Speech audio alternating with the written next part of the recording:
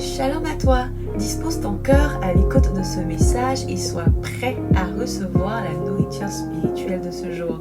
N'oublie surtout pas d'avoir ta Bible en papier avec toi, ton carnet de notes et ton stylo pour noter tout ce que le Seigneur te dira. Bonne écoute à toi. Alléluia. Gloire à Dieu. Amen. L'apôtre Paul dit ceci: je cours vers l'avant, j'oublie ce qui est en arrière. C'est ce dont il est question. Il est en train de dire que lorsque tu veux aller plus loin avec Dieu, tu conquiers des territoires, et lorsque tu les conquiers, tu bénis Dieu pour ce qui s'est passé, mais tu cours vers ce qui est de l'avant. Alléluia. J'ai parlé du troisième piège dimanche dernier, et j'ai dit que le troisième piège qui fait que... De quel piège je suis en train de parler? La Bible dit, en fait, je vous ai parlé donc d'abord de 4 choses à faire croître, sur lesquelles il faut monter pour être stable en intimité avec le Seigneur. C'est-à-dire atteindre des niveaux et puis rester stable. Les 4 pieds à développer. Et puis après, j'ai traité les 4 pièges qui amènent une personne à descendre de l'intimité avec Dieu. Ok? Les 4 pièges, et on en a cité. Parmi donc le troisième de ces pièges, c'est l'orgueil des accomplissements. C'est-à-dire, lorsque tu as conquis des choses, lorsque tu as atteint un niveau de prière, si tu as la fierté pour dire non, franchement, tiens, je prie. Ou si tu as fini de faire 40 jours de jeûne et que quand tu sors, tu te sens dangereux. Tu dis non, je jeûne. Voilà. Ce sentiment-là, cet orgueil-là est un piège. Quand tu vas laisser, tu le laisses prendre ton cœur et il te donne la sensation que tu es supérieur à d'autres personnes qui en font moins, c'est le début d'une chute. Dès que ce sentiment-là rentre dans ton cœur, tu chutes. Le Seigneur nous donne l'exemple dans l'évangile de Luc. Il parle du pharisien et du publicain qui sont partis prier. La Bible dit que le pharisien, disait en lui-même. Ce n'est pas des choses qu'il disait ouvertement. Il n'a pas ouvert sa bouche pour dire je suis meilleur que mes amis, c'est moi le plus grand prieur. Mais c'était ses pensées profondes, quoi. Pendant qu'il était prié, il priait pour un sujet. Mais dans ses pensées, il se disait, là comme tu peux donner le texte, le pharisien disait en lui-même. Amen. Il dit, dans ses pensées, il disait, je jeûne 2 fois par semaine. Je ne suis pas comme le publicain. Ça veut dire franchement, s'il savait quel prophète était à côté de lui, il allait me demander mes sujets de prière. Vous voyez, il y a des gens qui sont à l'église, ils ne savent pas qu'ils sont en train de descendre de l'intimité. Ils se sentent dangereux sur le plan spirituel. Amen. Ouais. Le publicain se tenant à distance. Non, remonte, on était sur le pharisien d'abord. Le pharisien debout priait ainsi en lui-même. Donc ce n'était pas une voix audible, c'était juste des pensées. C'était juste des pensées. Donc pendant qu'on priait, peut-être que dans sa bouche il priait, oh Dieu, je veux te connaître, mieux que tout le monde. C'était sa prière officielle. Mais dans son cœur, il disait, oh Dieu, je te rends grâce de ce que je ne suis pas comme le reste des hommes. Il dit, je veux te connaître, mais en lui-même. Mais au moins je sais que je te connais plus que mon voisin. Voilà. Donne-moi une vie de prière. Mais moi-même je sais que le level que j'atteins dans la prière, il ne prie pas comme ça. Et il ne prie pas comme ça. Donc il est là comme ça. Frère, tu as jeûné la semaine passée? Non. Donc dans son cœur, il a une petite pensée là. Les gens vraiment, on leur a dit de prier, de jeûner. Et quoi que la vie spirituelle c'est comme ça. Alors, dès l'instant où vous commencez à avoir ce type de pensée qui vous donne l'impression que vous avez fait mieux que les autres, vous êtes tombé dans un piège. Oh Dieu, je te rends grâce. Tu as vu, non? Qu'est-ce qu'il fait? Il dit, je te rends grâce. Il rend grâce à Dieu dans son cœur. De ce que je ne suis pas comme le reste des hommes qui sont ravisseurs, injustes. Ça dit, je te rends grâce. Il y a ma copine qui est tombée dans l'adultère. Moi, je ne suis pas là-dedans. Il y a ma soeur qui ne sait pas. Non, moi, je ne suis pas là-dedans. Merci, Jésus.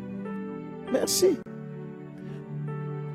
Donc, au lieu de rendre grâce à Jésus par rapport à lui-même, lui, il rendait grâce à Jésus par rapport à ce qu'il avait pu accomplir par rapport aux autres. Il n'était pas ravisseur, il n'était pas injuste, il n'était pas adultère. Continuons. Ou même, parce que comme le publicain était assis à côté de lui, ou même je ne suis pas comme ce gars-là. Alors ça, c'est toutes les personnes qui se disqualifient de l'intimité parce qu'ils se sentent dangereux par rapport à leurs voisins. C'est-à-dire, on est assis comme ça, mais tu ne sais pas ce que ton voisin pense. Hein. Il y a un qui est juste à côté de toi, il a envie de te donner des conseils spirituels. Il a envie de t'apprendre à mieux prier. Et Il se prend l'éducateur des autres. Il connaît tellement Dieu qu'il veut vous expliquer qui est Jésus. Voilà. Les gens qui pensent qu'ils connaissent Dieu et veulent expliquer qui est Dieu, ils ont raté quelque chose dans la marche vers l'intimité. Ils vont tomber dans le piège de ce gars-là. Il dit, je ne suis pas comme ce publicain. Donne la suite. Je jeûne 2 fois dans la semaine. Si c'est prière, je prie. Et je ne prie pas seulement, mais je jeûne. Je donne la dîme de tous mes revenus. Quand il a écouté Pasteur Grégory, il dit, ça dit qu'il a écouté Pasteur Grégory, il faut donner les prémices. C'est qu'on leur explique ça tout le temps, ils ne comprennent pas. Vous voulez prospérer, vous n'apportez même pas vos dîmes à Dieu, vous n'apportez pas les prémices. Tout ça, c'est dans ses pensées. Tout ça, c'est dans tes pensées. Lorsque tes pensées commencent à juger, il faut savoir que tu es en train de tomber dans un piège. C'est-à-dire, c'est tellement sournois, c'est tellement subtil. Tu vois, je jeûne 2 fois la semaine, je donne la dîme de tous mes revenus. Voilà. Et le public, se tenant à distance, n'osait même pas lever les yeux au ciel, mais il se frappait la poitrine. Bref, quand la Bible a fini, la Bible dit, le pharisien, le ciel, on ne sait même pas qui l'a prié. Mais la prière qui était entendue est celle du publicain. Il faut faire très attention à ce piège. Il est très sournois. Quand plus vous cherchez à être intime de Dieu, quand vous montez la montagne, vous avez l'impression que vous êtes meilleur à ceux qui sont en dessous de la montagne. Faites très attention. Quand vous avez une fois que le sentiment de comparaison s'installe en vous, c'est le début de la chute. C'est le début de la chute. Elle me dit, mais comment on fait? Les vrais sentiments qui animent ceux qui montent sont de profonde humilité. Ça veut dire que celui qui est conscient que c'est vraiment par grâce qu'il se retrouve là, ne se sent pas du tout supérieur à celui qui n'a pas. Parce qu'il s'est dit, moi j'ai reçu une grâce qu'il n'a pas reçue. Et il développe de la compassion. Parce qu'il sait que ce n'est pas sa force, ce n'est pas sa piété, que c'est la grâce de Dieu. Vous voyez, le 3e piège que je vous explique, comme je l'ai dit plusieurs fois, c'est un élément dans lequel je suis tombé, vraiment retombé, retourné, revenu, qui m'a fait toujours redescendre de l'intimité. L'apôtre Paul l'appelle la pierre d'achoppement qui est placée dans la maison de Dieu. Je voudrais qu'on prie le Seigneur Jésus.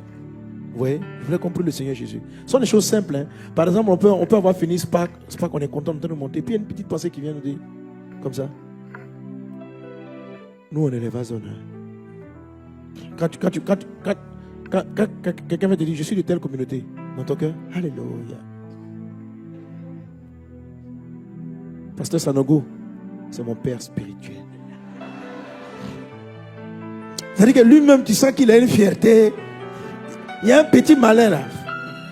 On a prêché. C'est-à-dire que si tu as laissé le 3e piège t'atteindre, l'orgueil des accomplissements, la fierté d'avoir réalisé des choses, d'avoir eu certaines choses, et qui te compare indirectement par rapport aux autres, c'est le début d'une descente. C'est le début d'une descente. Alors vraiment, on va prier pour que Dieu nous donne un esprit humble. Que vraiment Dieu crée en nous un cœur pur. Qui renouvelle. Quand on dit un esprit disposé, là, c'est un esprit qui est humble. La bonne disposition d'esprit, c'est un esprit qui est humble, comme un petit enfant. C'est un esprit qui est simple. Il bénit Dieu pour les choses qu'il a. C'est pourquoi la Bible dit, soyez humbles comme des petits enfants. Vous savez, je ne parle pas des grands enfants, mais un petit enfant. Son cadeau ne lui donne pas l'impression d'être supérieur aux autres. Il joue avec tout le monde. C'est plus tard, les gens vont commencer à lui dire, non, fais attention, toi tu es enfant des riches, toi tu es enfant de ceci. Mais sinon, au départ, il n'a pas de problème. Il n'a pas de problème. Il n'a pas de problème. Il saute avec tout le monde. Il n'y a pas de jugement de personne. Et ce jugement-là est un piège qui paralyse les pasteurs, les hommes de Dieu, les hommes de Dieu. C'est pourquoi Dieu doit nous garder de ses pensées. Tu vas prier avec moi. Ça, c'est le 3e piège qu'on a traité. Tu vas prier avec moi de tout ton cœur. Et tu vas demander à Dieu, vraiment, préserve mon âme de l'orgueil. C'est par ta grâce que aujourd'hui, Seigneur, vraiment, préserve-moi de tout orgueil. Parle à Dieu, parle à Dieu. Brinda sekatari andar rababrus. Rida brada soro brada clari andar rabababa. Chere brada glori andar rababrada soro brada kata lababu. Rida brada soro brada clari andar rababrada se. Rianduru brasa katari andar rababrada sa. Frede Brada Soro Brada Cla. Crée en moi un cœur pur. Renouvelle en moi.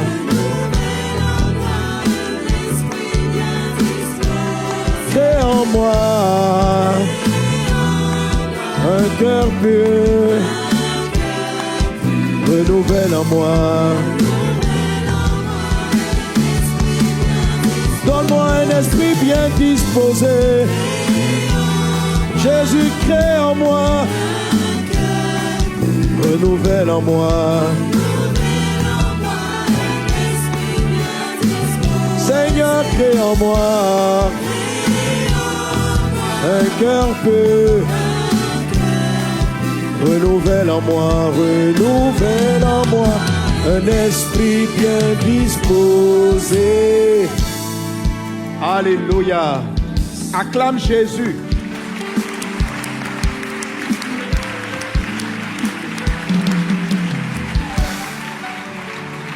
Amen, amen, amen. Gloire à Dieu. Gloire à Dieu. Alors, comment est-ce qu'on fait ça? Comment est-ce que tu appliques ces différents éléments-là dans ta vie? Alléluia. Alléluia. Amen. Comment est-ce que ça s'applique concrètement? Alors, dimanche dernier, mon message, c'était... Au troisième culte, j'ai donné le thème. J'ai dit, un seul... Et quoi qui a suivi? Il y a un seul qui est bon. Alléluia. Alléluia.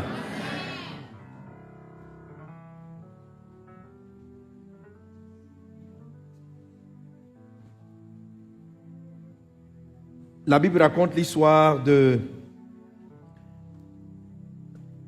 ce jeune homme qui est venu voir Jésus et qui lui a dit, je trouve la référence,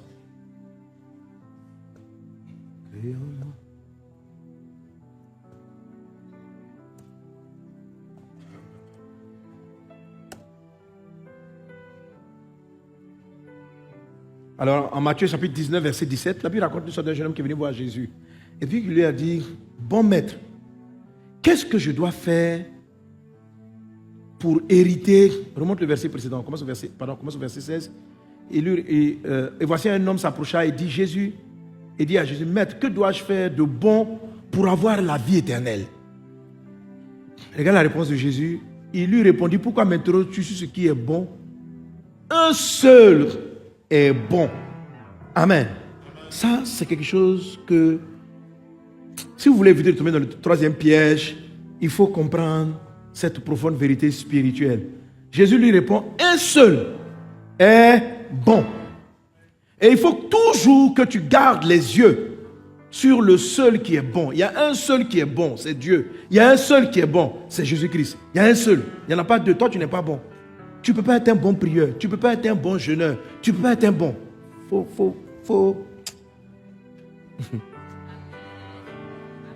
Alors, toute voix que tu vas entendre dans ton âme, si tu marches comme ça, que je vais dire, non mon gars, vous savez, il y a des pensées là. Tu es bon. Non, ça vous arrive, ça veut dire que tu as fait un truc et puis que je te dis, non frère, non mon gars. Non, ça en pensée, hein. Non, les gars, tu es compétent. Les gens n'ont pas encore remarqué, mais sinon, tu es pas mal. Mais tu as chanté comme ça, ou bien voilà, en Ivoire on dit, regarde, toi, mais tu te dis, tu as tué. Là, tu as tué. Amen. Quelqu'un acclame Jésus.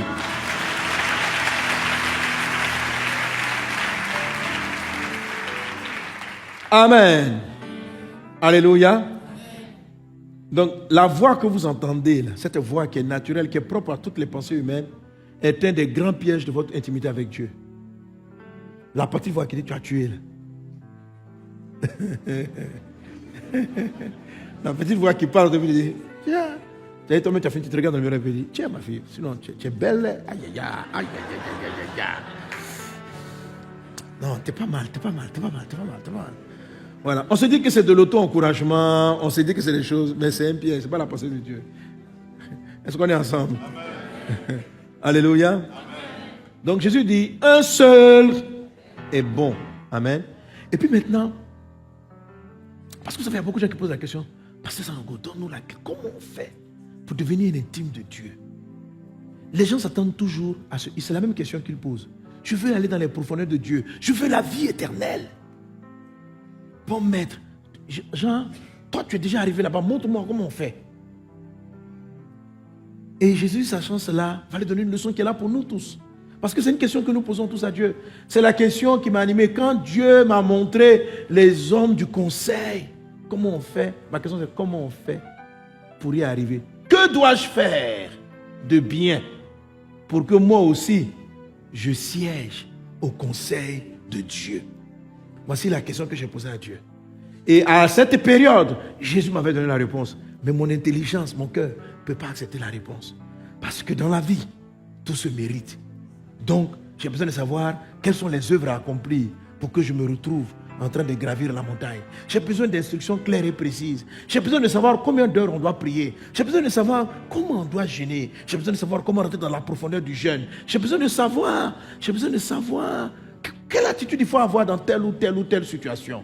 C'est ce que j'attendais que Dieu me dise. Et je ne comprenais pas qu'un seul est bon. Ça veut dire qu'il y a un seul qui fait tout ça. Alors, Jésus va commencer à lui dire, bon, voici les commandements. Tu connais les commandements, non? Il faut aimer, il ne faut pas faire du mal, faire comme ceci, faire comme cela. Si tu veux entrer, il lui répondit, pourquoi mettre bon? Il dit, si tu veux entrer dans la vie, avance, observe les commandements. Jésus, tu ne tueras point, tu ne commettras point d'adultère, tu ne déroberas point, tu ne diras point de faux témoignages. Honore ton... Donc c'est un gars, il honorait. Vous savez, on enseigne ça. Honore ton père et ta mère. Lui, il faisait ça. Honore ton père et ta mère. La lumière va venir. Si tu honores ton papa et tes parents, si tu sais les honorer, tu vas te marier. La porte va... Tout ça, là, lui, il faisait. Amen. Le jeune homme lui dit, j'ai observé toutes ces choses. Quand on dit d'apporter les offrandes, j'ai fait. On dit si qu'un prochain a un problème, il faut l'aider. J'ai fait. On dit honore ton père et ta mère. Je n'ai aucun problème avec mes parents. Je les honore. Prie 3 fois par jour, je prie. Soit à l'église tous les dimanches, j'y suis. J'ai tout fait. Jésus cite 1, il dit j'ai fait. Jésus cite 2, il dit j'ai fait. 3, j'ai fait. 4, j'ai fait. C'était pas par orgueil, hein. Parce qu'il voulait savoir, avec tout ce qu'il a fait là, qu'est-ce qui reste? Amen. Jésus dit, si tu veux être parfait, où tu es là, toi tu es déjà bien. Maintenant, c'est la personne qui cherche, non? Ok. Maintenant, si tu veux être parfait, tout ce que tu as, tout ce que tu possèdes, donne-le aux pauvres. Et tu aurais un trésor. Parce que si on lui disait, donne l'argent aux pauvres, il a dit, j'ai fait ça. Maintenant, on dit, tout ton argent. Ne donne pas l'argent aux pauvres, mais vide ton compte en banque, vends toutes tes maisons, vends toutes tes terres. Qui peut faire ça? Amen. Alors il dit tu aurais un trésor dans le ciel, puis viens et suis-moi. Alors le monsieur était tout triste. Et ce qui est intéressant, c'est que les apôtres vont lui poser la question, ils vont dire à Jésus, à Jésus, s'il en est ainsi, qui peut être sauvé? Les apôtres auraient dû normalement dire, s'il en est ainsi, seuls les pauvres peuvent être sauvés. C'est pas ce qu'ils ont dit. Parce qu'ils avaient compris que la richesse dont parlait le Christ n'était pas seulement matérielle. C'est tout ce que dans ta vie tu avais pu accomplir, tout ce que tu avais pu réaliser. Jésus lui disait, tout ce qui a pour toi de la valeur. L'apôtre Paul dit, tout ce qui a été pour moi un gain, hébreu né d'hébreu, ma piété, ma spiritualité, tout cela je regarde comme une perte. Je le regarde comme de la boue afin de gagner Christ. Oh, puissiez-vous comprendre cette parole et votre vie avec l'intimité va monter. Amen. Alors Jésus a dit, aux hommes cela est impossible, mais à Dieu c'est possible. Parce que les apôtres avaient bien compris le problème. Écoutez, il n'est pas possible à l'homme de cumuler un niveau de piété jusqu'à atteindre Dieu. Voilà. Donc, la manière dont vous avez compris la conférence là, c'est pas quand tu vas finir d'appliquer tout ça là, tu seras prompt. Tu as compris, non? Non, j'arrive, hein. Et on a dit, premier, mets Dieu en premier. Comment? Tout ça, tu as bossé tous les docs. Il ne faut pas croire que... Tu dis, mais je dois faire quoi? Tu n'as rien à faire. Tu n'as rien à faire. Il faut le laisser faire. Toi, ne fais pas. Ah si, tu as quelque chose à faire. Tu as quelque chose à faire. Amen. C'est de le laisser faire. Parce qu'il y a un seul qui est bon. Tu ne sais pas prier. Écoutez, au début de ma vie, je ne savais pas prier. Et j'ai demandé à Jésus, apprends-moi à prier. Il m'a appris à prier. À un moment donné, j'ai commencé à prier au moins 6 heures par jour. Quand j'ai commencé à prier 6 heures par jour, je me suis senti meilleur que ceux qui priaient moins. J'ai eu l'impression que j'étais prié. Et puis ma vie de prière est tombée. Quand je priais, j'étais distrait. C'était plus profond. Et puis j'ai dit, mais Seigneur, pourquoi je n'arrive pas à maintenir ma vie de prière? Il dit, parce que quand tu savais que tu n'avais rien, tu m'as demandé, c'est moi qui t'ai donné la force de prier. C'est moi. J'ai prié par toi. Maintenant que tu as atteint 6 heures par jour, tu crois que c'est toi qui as atteint ça. Oh, tu n'as pas atteint. C'est moi en toi qui t'ai fait atteindre. Toi, tu ne sais pas prier. Moi, je sais prier.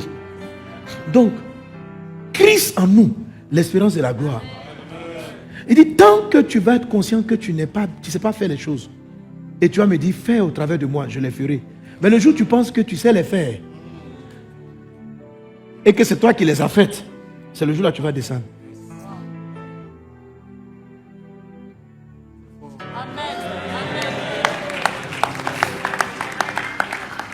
Amen. Amen. Je ne suis pas organisé, je n'ai pas une vie de prière parce que je n'ai pas de vie de prière. Je ne sais pas prier. Et j'ai envie de dire toujours, je le dis toujours. C'est-à-dire que quand je commence à réaliser ça, le jour où je pense que je sais prier, je ne sais pas, le jour où je pense que je sais guérir un malade, c'est que le don de guérison va diminuer. Je dois dire toujours, apprends-moi à prier. Le jour où vous pensez que vous savez comprendre les Écritures, vous n'allez plus les comprendre. Vos yeux seront fermés. Si tu viens devant la Bible, tu dis, je ne sais pas comprendre, ouvre mes yeux. Jésus va lire la Bible en toi. Amen. Un seul, c'est ce qu'il est en train d'expliquer. Il y a un seul qui est bon. Il n'y en a pas deux. Il n'a pas de collègues.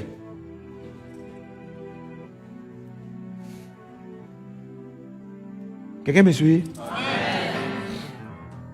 André, c'est compliqué à comprendre. Tellement on a envie de faire des œuvres. Écoutez, dans tous les cas, on fait des œuvres. Mais c'est l'œuvre de celui qui a compris l'humilité, c'est celui qui laisse Christ faire ça en travers de lui. Il dit ceci, après avoir commencé par l'esprit, voulez-vous finir par la chair? C'est-à-dire qu'à un moment donné, les Galatiens ont compris, ils ont eu l'impression que quelles sont les œuvres qu'ils doivent faire pour devenir meilleurs. Or, c'est quelles sont les œuvres qu'on doit laisser Christ faire en nous. L'apôtre Paul dit, si je vis, ce n'est plus moi qui vis, c'est Christ qui vit en moi. Ça veut dire, si vous, moi, l'apôtre Paul, je prie plus que tout le monde là, ce n'est pas moi qui prie, hein, c'est Christ qui prie en moi. C'est ce qu'il est en train de dire. Galates 2:20. J'ai été crucifié avec Christ. Si je vis, ce n'est plus moi qui vis, c'est Christ qui vit en moi. Qu'est-ce que je suis en train de vouloir vous dire? Tout ce que vous avez entendu pendant la conférence est à appliquer. Mais demandez à Christ de le faire. Demandez à Jésus de le faire au travers de vous. Ne vous concentrez pas.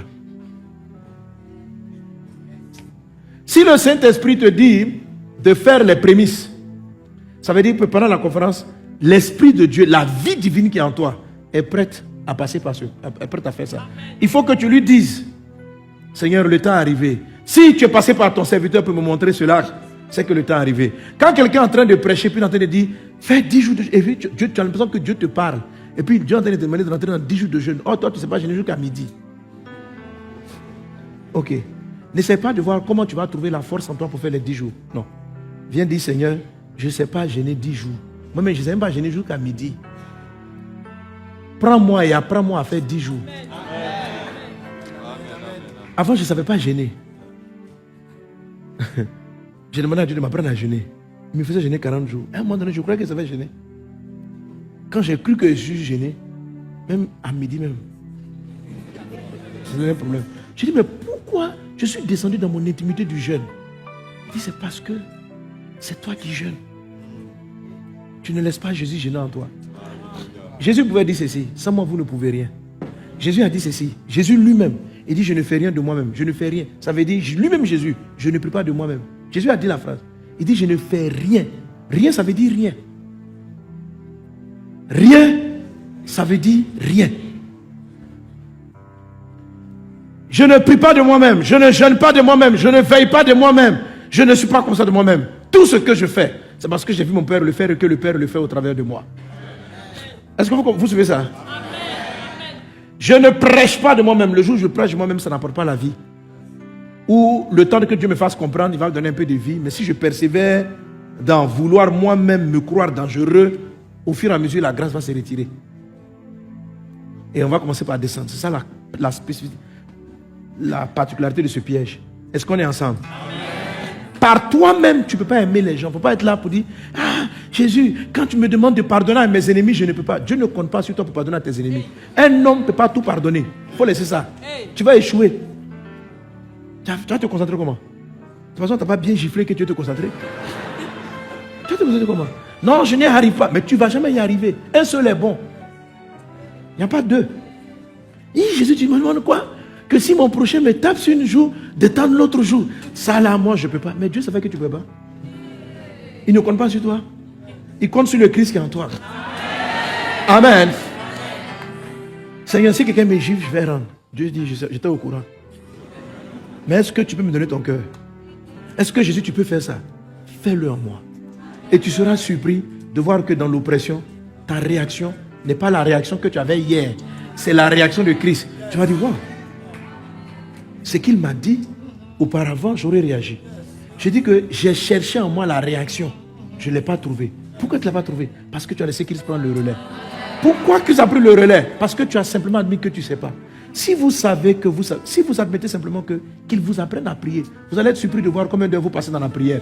Mais si vous voulez vous faire vous-même aller chercher votre vie de prière, aujourd'hui, hein, quand je voulais développer ma vie d'intimité, je lis les histoires des grands hommes de Dieu. Et il y a un livre qui m'a fait beaucoup marquer. Mais indirectement, le livre aussi avait créé en moi une forme de complexe d'infériorité. Parce qu'on me dit, tous les grands hommes de Dieu, ils prient au moins 3 heures tous les matins avant de se lever. Donc c'était un record que je voulais atteindre. À force de discipline personnelle. Oui, la discipline personnelle peut vous faire beaucoup de choses. Hein? L'autodiscipline, ça fait réaliser beaucoup de choses. Je me suis autodiscipliné. Je suis arrivé à un moment donné à prier 10 heures par jour. Autodiscipliné. Mais il suffit d'un événement triste. C'est pas quoi, tu perds quelqu'un. Quelque chose te casse le moral. Je dis, tu vas te retrouver dans tes 10 heures à te retomber. C'est-à-dire que même dit Jésus merci, tu n'as plus la force.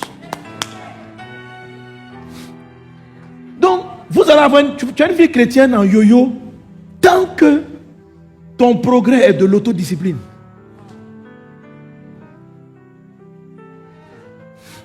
Maintenant, tu as venu me passer l'habitude de faire tous vos efforts. Oui, il faut faire tous tes efforts pour mettre ta confiance dans le Christ. Amen. Un seul. Aux hommes a dit Jésus, cela est impossible. Mais à Dieu, tout est possible. L'apôtre Paul dit, je puis tout par celui qui me fortifie. Sinon, moi-même, l'apôtre Paul, je ne puis pas tout par ma discipline. Mais par celui qui me donne la force, je peux tout. Si je vis, ce n'est plus moi qui vis. C'est ce qui fait que ce sont des gens qui ont fait des choses extraordinaires. Hein? Les gens sont là me demander, pasteur, comment tu fais l'effort d'écrire tous tes livres? Mais moi, je n'écris pas. C'est lui qui les écrit par moi. La réalité, c'est que ne soyez pas surpris. C'est Jésus. Ne soyez pas surpris. Ah, mais pasteur, comment tu fais? Tu as fini de veiller, tu tiens, tu n'es pas fatigué. Mais ce n'est pas ma force. Mohamed Sanogo est fatigué. Mais Christ en moi n'est pas fatigué.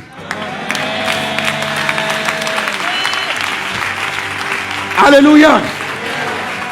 Donc, il y a des fois, je suis tellement fatigué. Et puis, je dis, Jésus, tu veux faire ça? Il dit, mon fils, on y va. Je dis, mon corps est fatigué. Hein? Il dit, je ne compte pas sur ton corps. Laisse-moi prendre le relais. Puis, pam. S'il avait mal à la tête, il calme les maux de tête. Il régénère mon corps. Et puis, il fait ce qu'il a à faire. Waouh! Je voudrais que tu pries avec moi sur ce sujet. Que tu pries. Tout ce que vous avez appris est à appliquer. Mais la différence, c'est que il faut que vous compreniez que laissez Jésus le faire en vous. Comprenez la clé qu'avait compris l'apôtre Paul. Ne tombez pas dans l'orgueil des accomplissements. Quand vous faites vos efforts par vous-même, de l'autodiscipline, ça vous rend orgueilleux. Que vous le vouliez ou pas. Si tu te concentres pour gêner, tu vas te sentir supérieur à ceux qui n'ont pas fait assez d'efforts. Toi, tu as payé le prix pour arriver à ce jeu. Toi, tu as payé le prix. Lui, il n'a rien payé. Ça soit il mange, mais puis il veut. Effectivement, celui qui jeûne beaucoup, il va avoir l'onction. Mais c'est une onction qui va finir par redescendre. C'est une onction qui va finir par redescendre. C'est pas un niveau d'intimité que vous pouvez garder tout le temps. Parce que c'est de l'autre. Il suffit d'un coup dans la vie. Un bon coup, un problème. Surtout les blessures émotionnelles. Tu as prié. Pour que ta maman reste et puis elle est décédée. Tu sais ça là? Ça peut... C'est-à-dire, tu peux ne plus prier. Ça peut te faire une dépression spirituelle. Avec tous mes efforts, Dieu ne m'a pas exaucé. Parce que tu crois que c'est toi en exauce. Oh, ce n'est pas toi en exauce, c'est le Christ en toi. Mais c'est que tu étais orgueilleux. Tu es arrivé à un point où tu pensais que toi là, Dieu t'entend. Oh, Dieu ne t'entend pas. Dieu entend Christ en toi. Si, de temps en temps, il t'entend. De temps en temps. Mais la vérité, c'est Christ en nous. On va prier le Seigneur. Un seul est bon, un seul est juste. Aux hommes, cela est impossible, mais à Dieu. Si vous comprenez cette vérité spirituelle, vous avez compris beaucoup de choses. La vie de Christ va se manifester. Tout ce qui est dans les Écritures doit être appliqué. L'homme ne peut pas le faire, mais Christ en nous peut le faire. Christ peut être patient pour tout le temps. Christ peut être bon tout le temps. Christ peut être compatissant, avoir la compassion à toute occasion. Christ peut le faire. Christ en nous, l'espérance de la gloire. Élevons-nous et parlons à Dieu. Brenda Sara Brada Gloria Daraba Brada Sara Brada Claria Daraba Rada Brada Suru Brada Gloria Daraba Brada Sara Baralaka Ruda Brada Suru Brada Claria Daraba Brada Suru Brada Kataraba Brenda Brada Sara Brada Claria Daraba Brada Sara Barala Claria Daraba Brenda Brada Sara Brada Gloria Daraba Silivara Laka Ruda Brada Sara Brada Kotaraba Baba Shara Brada Laria Dala. Fais en moi un cœur pur, renouvelle en moi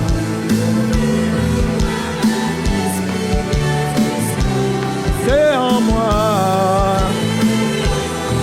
un cœur pur, renouvelle en moi crée en moi un cœur pur, renouvelle en moi, renouvelle en moi. Alléluia, quelqu'un donne un bon amen. Je vois Christ régner au travers de toi. Je vois la vie de Christ manifestée par toi. Je vois la vie de prière. Aspirer à une profonde vie de prière. Laissez Christ le faire. Aspirer, c'est très puissant d'avoir des moments de jeûne. Mais pas par votre autodiscipline. Demandez à Christ, Seigneur, apprends-moi à jeûner. Alléluia. Voilà. Ne comptez pas sur vos études bibliques pour comprendre les Écritures. Comptez sur le Saint-Esprit. Demandez-lui, ouvre mes yeux pour comprendre la parole. Il va vous l'expliquer. Soyez tout simplement humble. Amen. Alléluia. Gloire à Dieu. Gloire à Dieu. Amen. Et on termine avec le quatrième. Amen. Le quatrième piège, ce sont les temps de tribulation. Alors le piège, c'est surtout la gestion des temps, la façon dont on gère les temps de tribulation. Un piège qui fatigue aujourd'hui énormément les chrétiens, c'est vous savez, le mot tribulation parle de toutes sortes de troubles, de contrariétés, en fait de choses qui viennent à l'opposé de ta marche. Les tribulations, ça peut parler des personnes qui te contrarient, ça peut parler des critiques que tu reçois. Ça peut parler des tribulations, de la perte de travail. Ça peut parler des gens qui se moquent de toi pendant que tu prêches l'évangile. Ça peut parler pendant que tu es en train de chanter, des gens qui rient, tu as mal chanté. En fait, tout ce qui vient perturber ton état émotionnel joyeux pour te rendre triste peut être classé dans le lot des tribulations. Alors, il y a un message insidieux et sournois qui a coulé pendant un certain temps. C'est qu'on a donné l'impression que parce qu'on marche avec Dieu Tout-Puissant, les tribulations sont anormales. On le dit, mais c'est comme si je crois que les gens sont toujours surpris d'avoir des coups dans la vie. Tu vois, ils sont toujours étonnés. Hein? Ça m'est arrivé. C'est comme si Dieu les avait trahis. Mais je dis, est-ce que j'ai écrit là? Amen. Des chrétiens sont tellement choqués si ils perdent leur travail. Hein? Si Dieu était réel, je n'allais pas perdre mon travail. Donc, Dieu se demande même, c'est quelle Bible vous lisez? Qu'est-ce que j'ai dit dans la Bible qui vous fait croire qu'il n'y a pas de souffrance si on marche avec Jésus? Oh, je suis arrivé là-bas. Le frère m'a mal parlé. En fait, je ne comprends pas. Où vous avez vu? Est-ce que j'ai dit une fois que vous n'allez pas souffrir? Vous connaissez un verset? À un moment donné, il y a une église qui a écrit arrêtez de souffrir. Donc, tant que tu es sur la terre, je crois que ce qu'ils sont en train de dire, c'est que la souffrance va finir au paradis. Mais tant qu'on est sur la terre. Amen. Alléluia. Est-ce que quelqu'un est avec moi? Voilà. La Bible dit, c'est par beaucoup de tribulations. Acte 14, 22. Il est dit, c'est pourquoi c'est ça, renouvelle en moi un esprit disposé. Regarde la disposition de l'esprit. Il dit, fortifiant l'esprit des disciples, les exhortant à persévérer dans la foi en disant que c'est par beaucoup de tribulations qu'il nous faut entrer dans le royaume de Dieu. Est-ce qu'on est ensemble?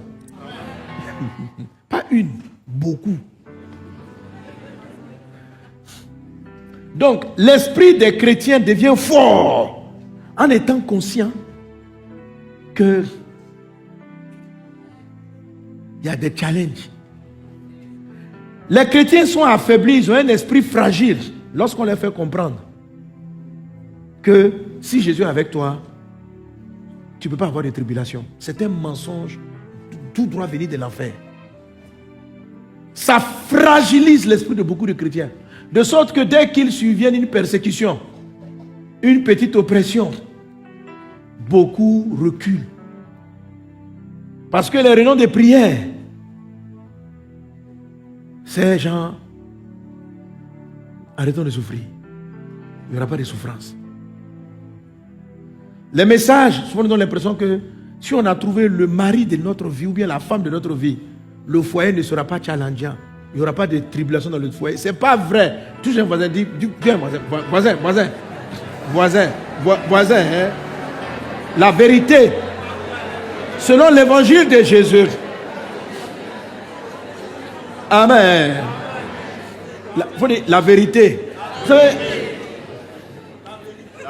même si Dieu t'a donné ta femme ou un mari, il y a des tribulations dedans.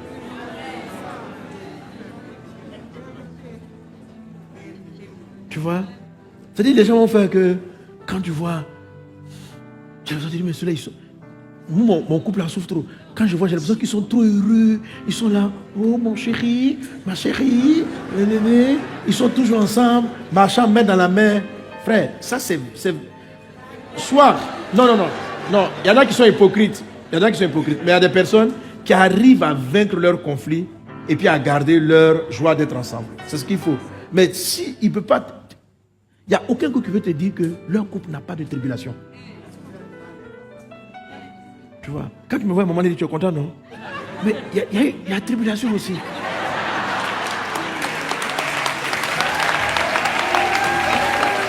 Amen. Alléluia. Voilà, il y a des tribulations. Il y a des tribulations. Parce que le fait de ne pas y penser fait que des gens qui sont choqués.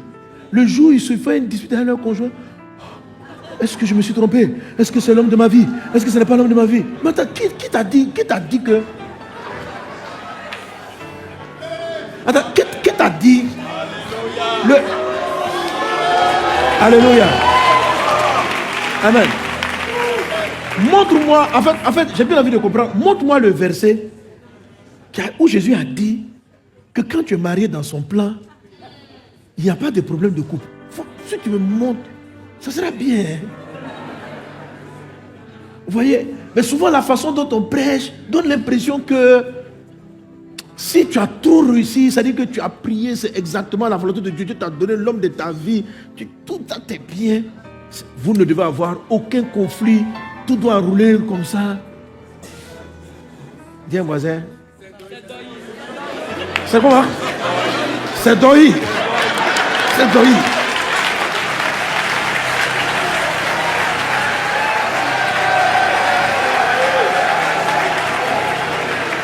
Amen. Alléluia. C'est doyé, hein? C'est pas vrai. Quand la Bible dit rentrer dans le royaume de Dieu, c'est toutes les promesses de Dieu. C'est toutes les promesses de Dieu. Le royaume de Dieu. Jésus a dit, le royaume de Dieu n'est pas quelque chose qui doit venir. C'est quelque chose qui est au milieu de vous. C'est ce qu'il a dit. Les gens ont posé la question, mais où est le royaume de Dieu? Il dit, le royaume de Dieu est au milieu de vous. Donc le royaume de Dieu, là, c'est la vie, la paix, la joie. Il y a le royaume de Dieu après la mort. Mais il commence ici. On vit le règne de Dieu dans notre vie. Donc, rentrer dans le bonheur conjugal, là, c'est avec beaucoup de tribulations. C'est la gestion des tribulations qui améliore votre bonheur. Ce n'est pas l'absence de tribulation. La Bible dit le royaume de Dieu, c'est la paix, la joie par le Saint-Esprit. Donc, qu'est-ce qu'il est en train de dire? C'est pas beaucoup de tribulations, on va hériter le royaume de Dieu. Il est en train de dire, pour avoir la joie et la paix par le Saint-Esprit, là, c'est à la suite de beaucoup de conflits. Ok? Amen. Pour avoir un travail qui vous êtes épanoui professionnellement, c'est à l'issue de beaucoup de tribulations. Il y a des tribulations. Il y a beaucoup de gens qui pensent que non, si Jésus m'a donné un travail, si Jésus m'a donné un boulot, vraiment, le salaire doit venir, la richesse doit arriver. Demain matin, en 48 heures, je deviens milliardaire. Frère, c'est doy. Amen.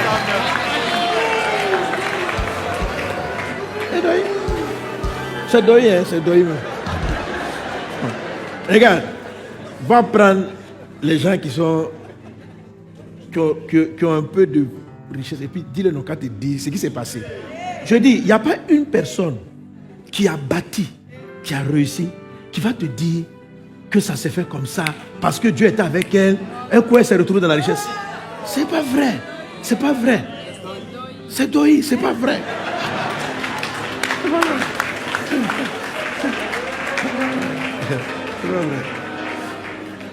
Les Écritures sont simples. Ou bien ma Bible me trompe. La Bible dit de même que Christ a souffert, vous aussi armez-vous de la pensée de souffrir. C'est-à-dire que faut. Une fois j'ai dit, je prêche en disant non, c'est une manière d'appeler la souffrance. C'est pas une manière d'appeler la souffrance. C'est expliquer que tu vas traverser. Voilà. Mais Dieu ne permettra pas à ce qu'une tribulation soit au-dessus de tes forces. Okay. Sinon, amen, tu vas traverser. Les tribulations, tu vas traverser des incompréhensions, tu vas traverser des coups. C'est-à-dire, il y a des moments où les gens vont être là et puis les gens vont te critiquer. Tout ça, c'est nécessaire. Si tu ne vis pas ça, tu ne peux pas apprécier le bonheur. Tu ne vas pas avoir la maîtrise. Tu n'es pas un serviteur de Dieu. Dans la vie, on doit te trahir un peu. Dans la vie, oui, c'est indispensable. C'est indispensable. Dans la vie, tu vas avoir des moments profondément de compréhension avec tes partenaires. Dans la vie, il y a des moments où tu seras profondément contrarié. C'est par beaucoup de ces choses-là qu'on arrive à posséder les choses du ciel. Donc, c'est un piège de faire croire le contraire et de sorte que ça affaiblit l'esprit des chrétiens. Et aujourd'hui, les gens n'arrivent pas à prolonger leur intimité avec Dieu parce que lorsque surviennent les tribulations, ils ont l'impression de vivre une contradiction spirituelle. Je dis, mais comment? Je ne comprends pas. J'ai une vie de prière. Regarde, je venais, moi je voulais juste chanter. On m'a critiqué dans le groupe. Mais ça, c'est la base. C'est la base. C'est la base.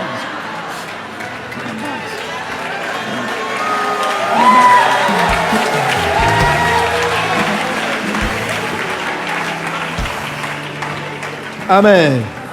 Dis à moi, c'est la base. C'est la base. On t'a rien fait. On t'a rien fait. Mais non, je pensais que quand on arrivait à l'église, on était tous ensemble, que dans mes problèmes, on m'aurait supporté. Il y en a qui vont te supporter. Il y en a qui vont te taper même. C'est la base. C'est normal. C'est ça qu'on appelle les tribulations. C'est ce qu'on appelle les tribulations. Est-ce qu'il forme un homme de Dieu? C'est ce qui fait qu'on est serviteur de Dieu. C'est ce qui fait qu'on est chantre pour Jésus. C'est pas autre chose. Ce n'est pas où tout va bien. Dès que tu chantes, les gens pleurent. Le truc là. C'est un gros mensonge. Amen. Je termine avec ça et puis on prie. On va prier. Voilà. Alléluia. 2 Corinthiens 6, 4. Il dit quoi? 2 Corinthiens 6, 4, l'apôtre Paul dit ici, il dit, mais nous, lisons ensemble, mais nous rendons à tous égards recommandables comme serviteurs de Dieu. Ça, il dit quoi? Ça veut dire que, où je suis là, écoutez, il dit, je suis un serviteur de Dieu, un chanteur, un décorateur, tout serviteur. Vous tous qui êtes dans les départements, vous savez Dieu. Hein? Il n'a pas dit, je me rends recommandable comme pasteur. Il dit, comme serviteur de Dieu. Et qu'est-ce qui fait qu'il est un bon serviteur de Dieu? Il dit ceci, recommandable comme serviteur de Dieu, par beaucoup de patience dans les tribulations. C'est-à-dire, ce qui fait que quelqu'un est vraiment en train de servir Dieu, c'est sa patience dans les tribulations. Amen. Son calme, ce n'est pas son don. Prier en langue là, on sait. Mais vas-tu continuer à prier en langue après qu'on t'ait giflé? C'est ça qui est le truc. Comment dirais-je? Prêcher, c'est bien. Mais vas-tu garder le cœur de Jésus après les coups? C'est ça qui fait la différence. Nous nous recommandons comme serviteurs de Dieu par beaucoup de personnes dans les tribulations, dans les calamités, dans les détresses. Qu'est-ce qui est arrivé au grand apôtre Paul? L'homme dont l'ombre guérissait les malades. Il ne cite même pas. Il dit, je me rends recommandable comme serviteur de Dieu. Mon ombre guérit les malades. Qui dit mieux? Il dit non. Pour moi, ce qui fait que je suis un homme de Dieu, c'est la patience que j'ai gardée dans les calamités, dans les détresses. Avançons. Sous les coups, on le frappait. Il a pris des coups. Il a pris des coups. Il a perdu des êtres proches. Il a pris des coups.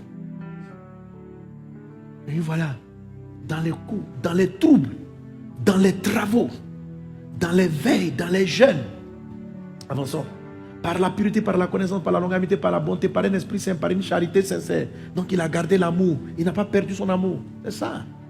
Par la parole de vérité, par la puissance de Dieu, par les armes offensives et défensives de la justice. Au milieu de la gloire et de l'ignominie. Ça veut dire, il est resté patient au milieu de la gloire. Il y a des moments donnés où tout le monde t'acclame. L'ignominie, c'est quand tout le monde te crache dessus. Ça veut dire que tu deviens ignoble.